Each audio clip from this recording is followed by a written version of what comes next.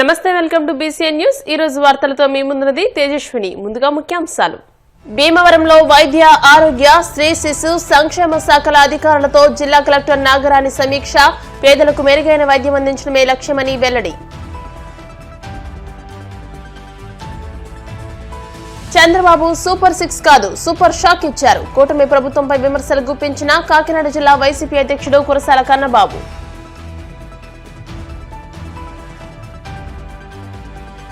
విద్యుత్ ఛార్జీలపై జగన్ అసత్య ప్రచారాలు మానుకోవాలి. వైసీపీ ధర్నాలపై టీడీపీ ఏలూరు జిల్లా అధ్యక్షుడు గన్ని వీరాంజనేయులు ఫైర్.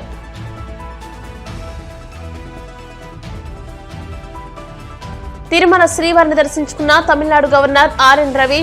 ఆలయ మర్యాదలతో స్వాగతం పలికిన అధికారులు.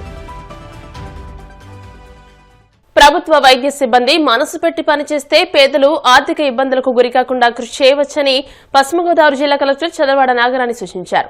భీమవరంలోని త్యాగరాజ్ భవనంలో వైద్య, ఆరోగ్య శాఖ మరియు స్త్రీ శిశు సంక్షేమ శాఖల అధికారులు సిబ్బందితో ఆయా శాఖల లక్ష్యాలు, లోటుపాట్లపై కలెక్టర్ సుదీర్ఘంగా సమీక్షించారు. ఈ సందర్భంగా ఆమె మాట్లాడుతూ వైద్య సిబ్బంది, ఐసీడీఎస్ సిబ్బందితో ఇప్పటికే 2 పర్యాయాలుగా సమీక్షించడం జరిగిందన్నారు. పేదలకు మెరుగైన వైద్యం అందించడమే లక్ష్యంగా ఈ సమావేశాలు నిర్వహించడం జరుగుతుందని, ఇందుకు అనుగుణంగా వైద్య సిబ్బంది తమ పనితీరును మెరుగుపరుచుకోవాలని అన్నారు.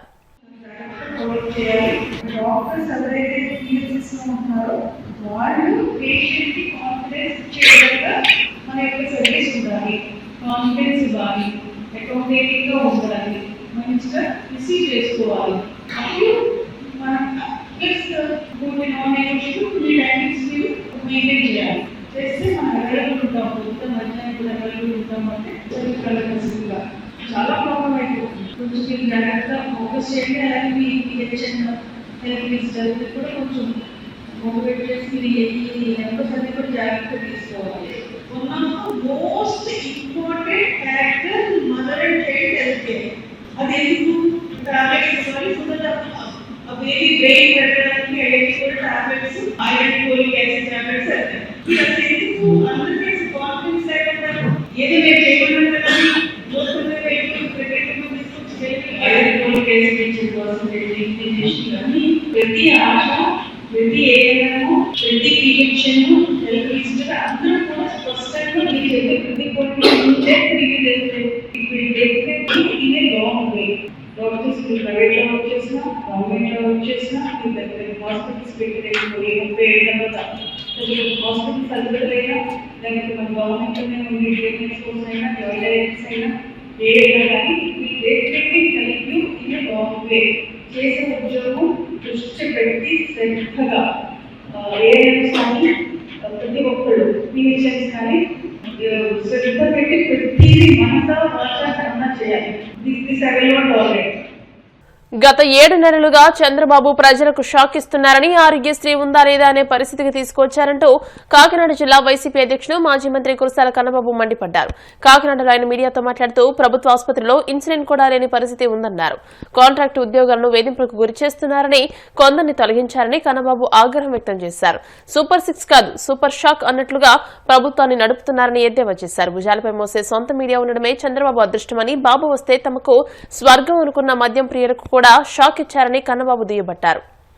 ప్రజా సమస్యల విషయంలో రాజీ పడే ప్రసక్తే లేదు అనే మా నాయకుడి ఆదేశాల మేరకు ప్రతి కార్యకర్త, ప్రతి నాయకుడు, అన్ని శ్రేణులు వాళ్ళ రోడ్ల మీదకి వచ్చి ర్యాలీలుగా విద్యుత్ కార్యాలయాలకు వెళ్లి నిరసన తెలిపి వినతి పత్రాలు ఇవ్వడం జరిగింది. 175 అసెంబ్లీ నియోజకవర్గాల్లో అధికారం కోల్పోయిన 7 నెలల కాలంలో మహా ప్రదర్శనలు ఇవాళ జరిగాయనడంలో సందేహమే లేదు. దీన్ని బట్టి మీకు అర్థమైంది ఏంటంటే ఈ రాష్ట్ర ప్రభుత్వం, చంద్రబాబు నాయుడు గారి నాయకత్వంలో ఉన్న ప్రభుత్వం ఎంత ప్రజా ఆగ్రహాన్ని చవిచూస్తుందో అర్థమవుతుంది. చెప్పింది ఒక్కటి కూడా నెరవేర్చకుండా అన్ని అబద్దాలు, అన్ని అభూత కల్పనలు, ఈ ఎన్నికల్లో గట్టెక్కితే చాలన్నట్టుగా చంద్రబాబు నాయుడు గారు చేసిన హామీలు గాలిలో కొదిలేసి కేవలం తమ స్వప్రయోజనాల కోసం ఎజెండాని రూపొందించుకుని ముందుకెళ్తున్న విషయం ప్రజలు గమనించారని చెప్తున్నాం. మనం కరెంటు ముట్టుకుంటే షాక్ కొడుతుంది, కానీ 2024 ఎన్నికల్లో ప్రజలు చంద్రబాబును ముట్టుకున్నారు, చాలా గట్టిగా షాక్ కొట్టింది. ఒక్కసారి కాదు, ఆయన ప్రతిరోజు షాక్ ఇస్తూనే ఉన్నాడు గత 7 నెలల కాలంగా. ఏ స్థాయికి షాకులు తగులుతున్నాయంటే ఏ ఒక్క వర్గాన్ని వదిలిపెట్టకుండా ప్రతి ఒక్కరిని షాకుల మీద షాకులు గురి చేస్తా ఉన్నారు. రైతు భరోసా ఇస్తాను 13,500 కాదు, పెట్టుబడి సాయం 20,000 ఇస్తానని చెప్పిన చంద్రబాబు నాయుడు గారు ఇవాళ వరకు అలాంటి ఒక హామీ తాను ఇచ్చాననే విషయం ఆయనకు గుర్తులేదు. ఆ విధంగా రైతులకి షాక్ ఇచ్చాడు. మహిళలకి 18 ఏళ్ళు నిండితే 1500 రూపాయలు అకౌంట్లో వేస్తానని చెప్పి ఇవాళ వరకు దాన్ని ఊసే ఎత్తకుండా షాక్ ఇచ్చారు. విద్యార్థులు ఆ రోజుల్లో రాజశేఖర రెడ్డి గారు రూపొందించిన గొప్ప పథకం ఫీజు రియంబర్స్మెంట్, ఎన్నో లక్షల పేద కుటుంబాల్లో వెలుగులు నింపిన పథకం. ఇవాళ వరకు ఫీజు రియంబర్స్మెంట్ కి సంబంధించి డబ్బులు ఇవ్వకుండా విద్యార్థులకు షాక్ ఇచ్చారు. పేద మధ్యతరగతి దిగువ మధ్యతరగతి వర్గాలు డబ్బులు లేక వైద్యం అందని పరిస్థితి ఉండకూడదని ఆరోగ్యశ్రీని పెట్టి దాన్ని విస్తృతంగా జగన్మోహన్ రెడ్డి గారు సుమారు 3000 అనారోగ్యాలకి వైద్యం అందించే స్థాయికి తీసుకెళ్తే ఆరోగ్యశ్రీని ఉందా లేదా ఈ రాష్ట్రంలో అనే పరిస్థితి తీసుకొచ్చారు. అంబులెన్సులు కూడా నడవని దుస్థితికి ఈ రాష్ట్రంలో వైద్య సేవల్ని తీసుకొచ్చారు. జనరల్ హాస్పిటల్లో కనీసం ఇన్సులిన్ని కూడా అందించలేని పరిస్థితి ఏర్పడింది. పేద ప్రజలకి ఆరోగ్యాన్ని ఆశిస్తున్న వారికి షాక్ ఇవ్వడం జరిగింది. ఇక ఉద్యోగుల సంగతి చెప్పక్కర్లే. వచ్చినప్పటి నుంచి ఎవరిని తీసేద్దామా, ఎలా వేధిద్దామా అనే ఉద్దేశంతో కాంట్రాక్ట్ ఎంప్లాయీస్ ని, తాత్కాలిక ఉద్యోగుల్ని తొలగిస్తూ వారికి షాక్ ఇచ్చారు. ఒక రకంగా చెప్పాలంటే చంద్రబాబు నాయుడు గారు షాకుల మీద షాకులు ఇస్తూనే ఉన్నారు. ఆయన సూపర్ 6 అని చెప్పి సూపర్ 6 కాదు సూపర్ షాక్స్ అన్నట్టుగా ఇవాళ ఈ ప్రభుత్వం నడుపుతా ఉన్నారు. కానీ ఆయనకున్న ఒకే ఒక్క అదృష్టం, ఏకైక అదృష్టం, ఆయన్ని మద్దతిచ్చి భుజాల మీద ఎత్తుకు మోసి నువ్వు తప్పు చేస్తున్నావని కూడా చెప్పకుండా చప్పట్లు కొట్టే సొంత మీడియా ఉండడమే ఆయన అదృష్టం. ఈ తప్పు చేస్తా ఉన్నారు అనడానికే లేదు, ఆహా ఓహో అని ఆయనకి భుజకీర్తులు తగిలిచ్చి ఒక రకంగా చెప్పాలంటే అతిగారాభం చేసిన పెద్దల్లాగా ఈ మీడియా అంతా కూడా ఆయన ద్వారా ఈ రాష్ట్రాన్ని నాశనం చేసే పరిస్థితి ఉంది. ఉచిత ఇసుక అన్నారు. ఇసుకలో పేరులో ఉచితమే తప్ప గతానికన్నా కనీసం ఒక ట్రక్కుకి, ఒక లారీకి 10,000 రూపాయలు అదనంగా ఇవాళ ఇసుకని ఈ రాష్ట్రంలో తీసుకున్న పరిస్థితి. ఈయన షాక్స్ కి ఎవ్వరూ మినహాయింపు కాదు. మద్యం ప్రియులకు కూడా సూపర్ షాక్ ఇచ్చాడు ఈయన. వాళ్ళేమనుకున్నారంటే ఈయన వస్తే బ్రహ్మాండంగా ధరలు తగ్గిపోతాయి, అన్ని బ్రాండ్లు అందుబాటులోకి వచ్చేస్తాయి, ఇంకా అసలు మాకు స్వర్గంలా ఉంటుందని భావించారు. మద్యం ప్రియులకే కాదు వ్యాపారులు కూడా షాక్ ఇచ్చాడు ఆయన. ఎవడు ముట్టుకుంటే వాడికి షాక్ తగులుతుంది, ఎవరు నమ్మితే వాళ్ళకి షాక్ తగులుతుంది చంద్రబాబు నాయుడు గారిని. ఆ విధంగా పరిపాలన కొనసాగుతున్న పరిస్థితులు ఉన్నాయి. మేము చేసేది ప్రజల పక్షాన గొంతెత్తడమే. 175 నియోజకవర్గాల్లో వేలాది మంది, అంటే రాష్ట్ర వ్యాప్తంగా లక్షలాది మంది రోడ్డు మీదకి వస్తే ఎంత శాంతియుతంగా ఈ కార్యక్రమాలు జరిగినాయో మీరు అర్థం చేసుకుంటే అది వైఎస్ఆర్ పార్టీ బలం, అది వైఎస్ఆర్ పార్టీ శ్రేణుల క్రమశిక్షణ. రాష్ట్ర వ్యాప్తంగా లక్షలాది మంది రోడ్డు మీదకి వస్తే చిన్న సంఘటన జరగకుండా ఇవాళ ఇంత పెద్ద కార్యక్రమం కూడా సక్సెస్ఫుల్ గా నడిచింది. అందుకే మేము చెప్తున్నాం, మళ్ళీ వైఎస్ఆర్సీపీ పోరుబాటని అర్థం చేసుకోండి. ఖచ్చితంగా పెంచిన రేట్లు తగ్గించిందని చెప్పి. విద్యుత్ ఛార్జీల పెంపు అంటూ మాజీ సీఎం జగన్ చేస్తున్న అసత్య ప్రచారాలను ప్రజలు నమ్మే పరిస్థితి లేదని టీడీపీ ఏలూరు జిల్లా అధ్యక్షుడు గన్ని వీరాంజనేయులు పేర్కొన్నారు. భీముడూరు టీడీపీ కార్యాలయంలో మీడియాతో మాట్లాడారు. విద్యుత్ ఛార్జీల పెంపు పాపం జగన్దేనని అన్నారు.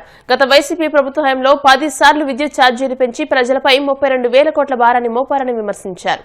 మాజీ ముఖ్యమంత్రి జగన్మోహన్ రెడ్డి, వైఎస్ఆర్ కాంగ్రెస్ పార్టీ అధ్యక్షుడైనటువంటి ఆయన కరెంటు ఛార్జీల మీద చేసినటువంటి ధర్నా ఒక్క మాటలో చెప్పాలంటే దొంగ నచ్చినట్లు. గత 5 సంవత్సరాల వైఎస్ఆర్ కాంగ్రెస్ పార్టీ పరిపాలనలో రాష్ట్రాన్ని విద్యుత్ విషయంలో అన్ని విధాలుగా కూడా అధోగతి పాలు చేసినటువంటి జగన్మోహన్ రెడ్డికి ధర్నా చేసేటువంటి హక్కు గాని, ఈ కూటమి ప్రభుత్వంపై విమర్శలు చేసే హక్కు గాని లేవని చెప్పి మీ ద్వారా అందరికీ కూడా నేను తెలియజేస్తున్నాను. ఎందుకంటే 2014లో 22.5 మిలియన్ యూనిట్ల లోటుతో ఈ రాష్ట్రాన్ని చంద్రబాబు నాయుడు గారికి అప్పచెప్పినప్పుడు 2014 నుంచి 19 వరకు కూడా కేంద్ర ప్రభుత్వ సహకారంతో చంద్రబాబు నాయుడు గారు దిగిపోయే నాటికి మిగులు విద్యుత్తో రాష్ట్రానికి నీకు అప్పచెప్తే 2014 నుంచి 19 వరకు కూడా ఒక్కసారి కూడా విద్యుత్ ఛార్జీలు పెంచనటువంటి తెలుగుదేశం పార్టీని నువ్వు ఎలాగ విమర్శిస్తావు జగన్మోహన్ రెడ్డి? నీ 5 సంవత్సరాల చేతకాని అసమర్థ పరిపాలనలో, నీ పరిపాలనలో 12 సార్లు పెంచావు. పెంచడమే కాకుండా ఏ అయితే డిస్కంలు ఉన్నాయో చంద్రబాబు నాయుడు గారు దిగిపోయే నాటికి 30,000 కోట్ల రూపాయలు డిస్కమ్ల భారం ఉంటే నువ్వు దిగిపోయే నాటికి 80,000 కోట్ల పైబడి డిస్కమ్ల భారం పెట్టడమే కాకుండా 32,000 కోట్ల రూపాయలకి నువ్వు ఎలక్షన్ ముందు, దిగిపోయే ముందు, కోర్టు రాకముందు నువ్వు డిస్కమ్లకు అనుమతి ఇచ్చేసావు ఆల్రెడీ. నువ్వు ఇదంతా కూడా మీరు పబ్లిక్ని బాధేయండి, వీళ్ళందరినీ కూడా మీ ఇష్టం వచ్చినట్టు తీసేయండి అని చెప్పి నీ అసమర్థ పరిపాలనతో నువ్వు భ్రష్టు పట్టించి నువ్వు ఇచ్చిన పర్మిషన్నే తప్పనిసరి పరిస్థితుల్లో ఈ కూటమి ప్రభుత్వం అమలు చేస్తూ ఉంటే దాన్ని నువ్వు ఈ వేళంతా కూడా కూటమి ప్రభుత్వాన్ని విమర్శించడానికి నీకు ధైర్యం ఎక్కడది? రాష్ట్ర ప్రజలందరికీ కూడా మీ ద్వారా ఒకే ఒక్క విన్నపం చేస్తా ఉన్నా, వైఎస్ఆర్ కాంగ్రెస్ పార్టీకి ఈ యొక్క కూటమి ప్రభుత్వాన్ని విమర్శించే హక్కు ఎప్పుడు ఎక్కడా ఉండదనేది ప్రజలందరూ కూడా గమనించాలని చెప్పి నేను కోరుతా ఉన్నాను.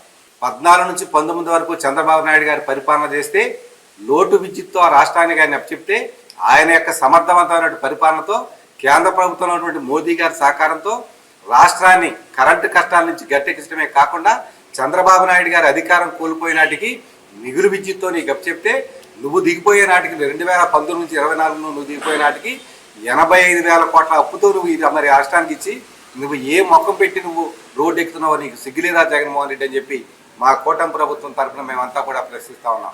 రాష్ట్ర ప్రజలందరికీ కూడా ఒకటే విజ్ఞప్తి చేస్తా ఉన్నాం.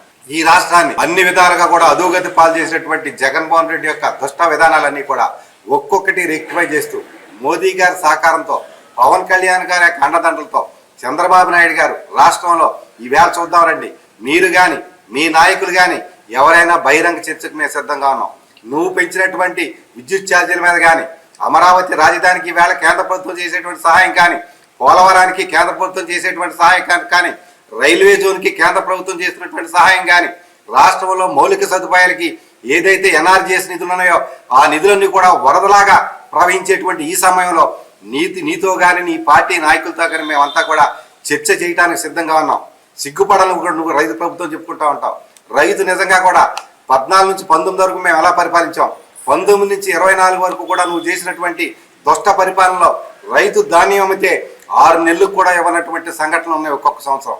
కానీ ఈ కూటమి ప్రభుత్వం వచ్చాక మొన్ననే ఒక్క రైతు ఎవరితోనో అనిపించు ఆన్లైన్ అయినా 24 గంటల లోపల, ఇంకా గట్టిగా మాట్లాడితే 2 గంటల్లోనే ఆన్లైన్ చేసినటువంటి డబ్బులు వేసినటువంటి ప్రభుత్వం ఈ కూటమి ప్రభుత్వం. చంద్రబాబు నాయుడు గారు, పవన్ కళ్యాణ్ గారు, మోదీ గారి కలుసుకోవటం. కాకినాడ దేవాలయం వీధిలో వేంచేసి ఉన్న శ్రీ రుక్మిణి సత్యభామ సమేత శ్రీ వేణుగోపాల స్వామివారి ఆలయంలో 85వ వార్షికోత్సవ వేడుకలు ఘనంగా నిర్వహిస్తున్నారు. ఉత్సవాలు 2వ రోజు రజత దశావతారాల ప్రదర్శన కార్యక్రమంలో భాగంగా శ్రీ కూర్మావతారంలో స్వామివారు భక్తులకు దర్శనమిచ్చారు.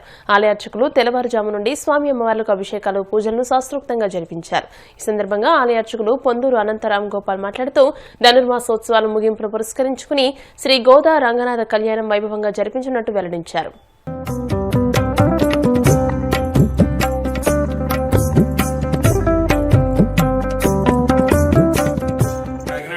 వీధిలో వేంచేసి ఉన్న శ్రీ వేణుగోపాల స్వామి వారి ఆలయంలో ఈ రోజు కూర్మావతారం ప్రదర్శించబడింది. అదేవిధంగా 9వ తారీఖు సాయంత్రం 7:30 గంటలకు బేడా సేవ జరుగుతుంది. అదేవిధంగా జనవరి 10వ తారీఖున ఉదయం 5 గంటలకి పల్లకీ సేవ జరుగుతుంది. ముక్కోటి ఏకాదశి సందర్భంగా 5 గంటలకు వైకుంఠ ద్వార దర్శనం జరుగుతుంది. జై శివనారాయణ. ఇప్పుడు కాసేపు ప్రకటనలు.